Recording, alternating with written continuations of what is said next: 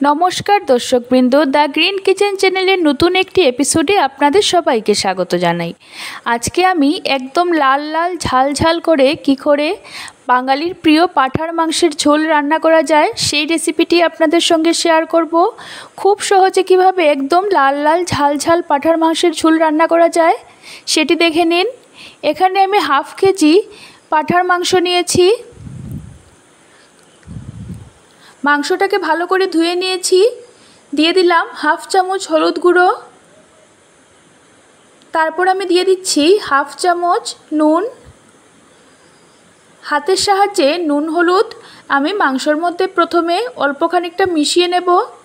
তারপর সেই নুন হলুদ মেশানো মাংসটাকে আমি প্রেসার কুকারের মধ্যে দিয়ে দিলাম। অল্প খানিকটা জল দিয়ে এখানে আমি 2 থেকে 3টা সিটি দিয়ে দেব। প্রেসার কুকারটা চুলায় বসিয়ে দিলাম। 3টা সিটি দেওয়ার পর আমি প্রেসার কুকারটা বন্ধ করে দিয়েছি। অন্যদিকে আমি চুলাতে একটা কড়াই বসিয়ে দিয়েছি। দিয়ে দিলাম একটু বেশি পরিমাণে সরষের তেল। তেলটা গরম হয়ে এসেছে। এখন এইভাবে বড় বড় করে কেটে রাখা আলুগুলোকে আমি নুন হলুদ মাখিয়ে তেলের মধ্যে প্রথমে দিয়ে ভেজে নেব। অল্প একটু হলুদ গুঁড়ো আর অল্প খানিকটা নুন দিয়ে এইভাবে বড় করে কেটে রাখা আলুগুলোকে আমি ভালো করে ভেজে নিচ্ছি।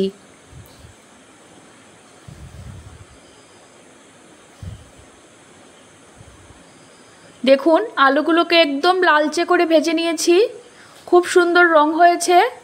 এইভাবে কড়া করে আলুগুলোকে ভেজে নেওয়ার পর আমরা তেল থেকে আলুগুলোকে তুলে নিচ্ছি। ওই তেলের মধ্যে আমি রান্না করব। আপনারা আরেকটু তেল চাইলে মেশাতে পারেন। প্রথমে ফোড়নে আমি 2টা শুকনো লঙ্কা তেলের মধ্যে দিয়ে দিলাম। 4টা তেজপাতা। কম আঁচে শুকনো লঙ্কা এবং তেজপাতাটাকে প্রথমে খানিকক্ষণ ভেজে নেব।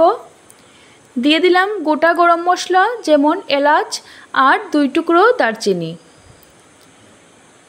অল্প খানিকক্ষণ ধরে ভাজার পর যখন একটা সুন্দর গন্ধ বেরিয়েছে তখন আমি মিডিয়াম সাইজের 3টা পেঁয়াজ কুচি তেলের মধ্যে দিয়ে দিলাম। বড় সাইজের পেঁয়াজ হলে আপনারা 2টা পেঁয়াজ ব্যবহার করতে পারেন। পেঁয়াজ কুচি দেওয়া হয়ে গেলে ভালো করে ভেজে নেব। এখন আমি আবার চুলার ফ্লেমটা লো রেখেছি। লো ফ্লেমে আমি পেঁয়াজটাকে একটু সময় ধরে ভাজবো। 5-7 মিনিট পর যখন পেঁয়াজটা অল্প নরম হয়ে এসেছে তখন আমি এখানে বড় চামচে 2 চামচ আদা রসুনের পেস্ট মিশিয়ে দিলাম। ভালো করে ভেজে নিতে হবে। লক্ষ্য রাখবেন পেঁয়াজের সঙ্গে একসঙ্গে যাতে আদা রসুনের পেস্টটা আপনার ব্যবহার করবেন না।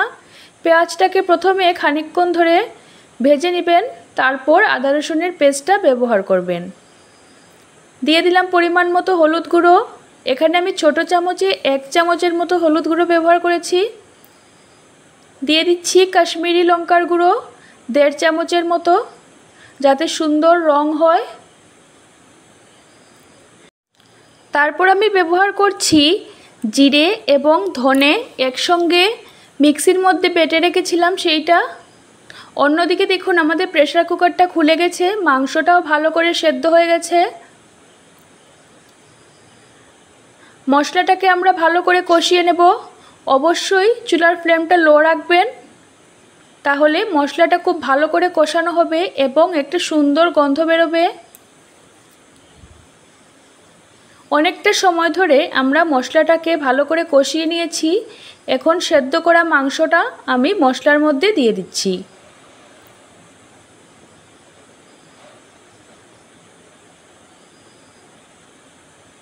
দিয়ে দিলাম আর একটু নুন।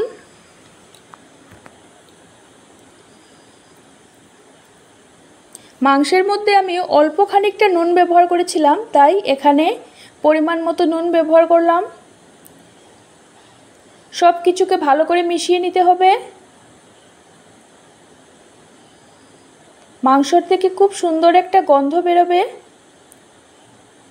এইভাবে আপনারা মশলার সঙ্গে মটনটাকে ভালো করে কষিয়ে নেবেন।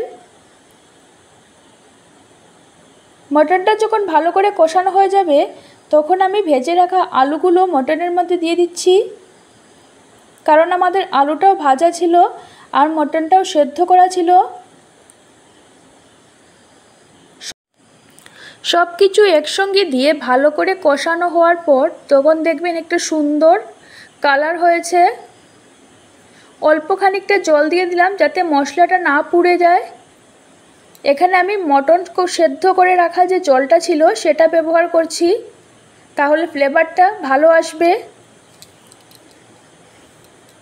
এইভাবে আরও কিছুক্ষণ কষিয়ে নেওয়ার পর আমরা এর মধ্যে ঝোল ব্যবহার করব। দেখুন মাংসটা কি ভালো করে কষানো হয়েছে, দেখতে খুব সুন্দর হয়েছে। আপনারা এই অবস্থায় মাংসটা খেতে পারেন, কিন্তু যারা মটনের পাতলা ঝোল খেতে ভালোবাসেন তারা অবশ্যই ঝোল ব্যবহার করবেন।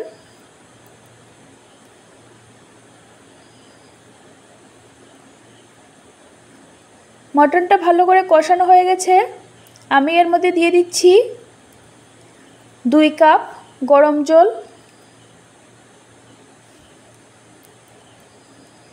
আপনারা যতটুকু ঝোল খেতে ভালোবাসেন ততটুকুই জল ব্যবহার করবেন।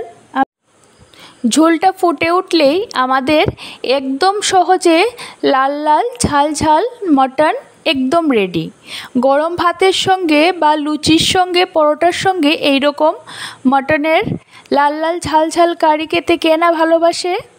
যদি ভালো লেগে থাকে তাহলে ভিডিওটিতে একটি লাইক দিয়ে পাশে থাকবেন। ধন্যবাদ সবাইকে, ভালো থাকবেন, সুস্থ থাকবেন।